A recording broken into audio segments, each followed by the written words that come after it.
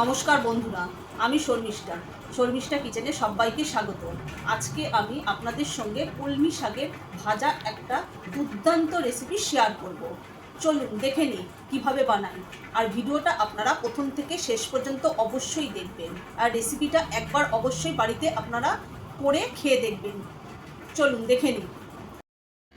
কলমি শাক ভাজার জন্য আমি এখানে কলমি শাকগুলোকে ছোট ছোট করে টুকরো করে কেটে ধুয়ে পরিষ্কার করে নিয়েছি। আর এখানে আমি কলমি শাকটাকে ফোড়ন দেওয়ার জন্য এখানে নিয়ে নিয়েছি একটা শুকনো লঙ্কাকে অর্ধেক করে, কালো জিরে, অল্প একটু রসুন কুচি আছে, এখানে আছে টমেটো কুচি আর একটা কাঁচা লঙ্কা, আর এখানে অল্প একটু পেঁয়াজ কুচি আছে।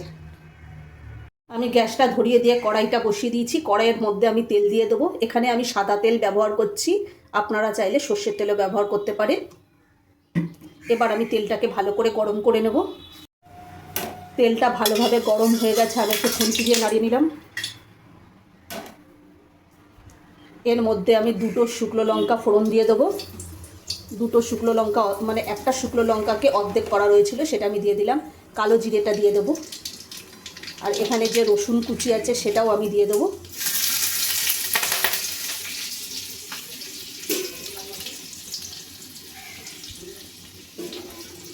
ফোড়নটা আমি একটু ভেজে নেব।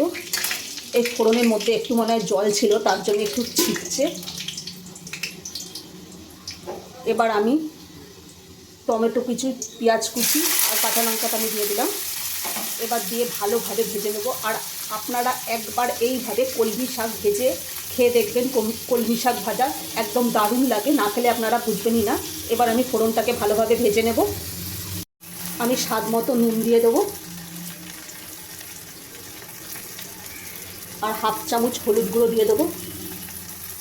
এখানে আমি কোনো জিরে গুঁড়ো, ধনে গুঁড়ো কোনো কিছুই আমি ব্যবহার করব না, শুধু নুন আর হলুদ। আর এখানে যা যা টমেটো, পেঁয়াজ, কাঁচা লঙ্কা আর রসুন এগুলো যেভাবে আমি করছি সেইভাবে আপনারা একবার অবশ্যই করে খেয়ে দেখবেন, একদম দারুণ লাগে। না খেলে বুঝতে পারবেন না যে কতটা খেতে ভালো হয়। আপনারা একবার অবশ্যই এইভাবে বাড়িতে বানিয়ে খেয়ে দেখবেন। আমার এটা ভাজা হয়ে গেছে। এবার আমি যে কলমি শাকটা কেটে রেখে দিয়েছিলাম সেটা আমি দিয়ে দেবো কড়াইয়ের মধ্যে।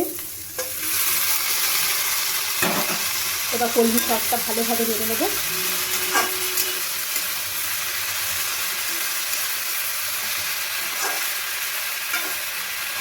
আমার ভালোভাবে নাড়া হয়ে গেছে। এবার আমি গ্যাসের ফ্লেমটাকে একদম লো টু মিডিয়াম রেখে এটাকে আমি 5 মিনিটের জন্য ঢেকে দেবো। তারপর আমি 5 মিনিট পর ঢাকাটা খুলে দেখে নেব যে কলমি শাকটা ভালোভাবে সেদ্ধ হয়েছে কিনা। এবার আমি ঢাকাটা দিয়ে ঢেকে দিলাম। 5 মিনিট পর আমি ঢাকাটা খুলে দেখে নেব। আমার 5 মিনিট হয়ে গেছে। এবার আমি ঢাকাটা খুলে দেখে নেব।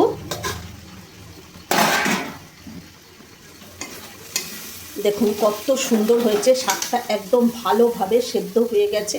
আর আপনারা একবার অবশ্যই এইভাবে কলমি শাক ভেজে খেয়ে দেখবেন, দারুণ লাগে। একদম গরম ভাতের সাথে আপনার আর কোনো কিছু লাগবে না। আপনি এই রেসিপিটা দিয়ে মানে এই কলমি শাক ভাজাটা দিয়ে আপনি পুরো ভাতটা খেয়ে নিতে পারবেন। একদম অসাধারণ, খুব টেস্ট হয়। আপনারা একবার অবশ্যই বাড়িতে বানিয়ে খেয়ে দেখুন, দারুণ লাগবে। আমার কলমি শাক ভাজা একেবারে রেডি। আপনারা চাইলে এর মধ্যে একটু চিনি দিতে পারেন, কিন্তু আমি এখানে আর চিনি ব্যবহার করব না। এই কলমি শাক ভাজাটার মধ্যে আমি হাতে করে একটুখানি ময়দা দিয়ে দেবো। এবার ময়দা দিয়ে ভালো করে মিক্সড করে নেব, তাহলে কলমি শাকের টেস্টটা আরও পাল্টে যাবে, একেবারে আরও দ্বিগুণ হয়ে গেল মানে এই ময়দাটা দেওয়ার জন্য।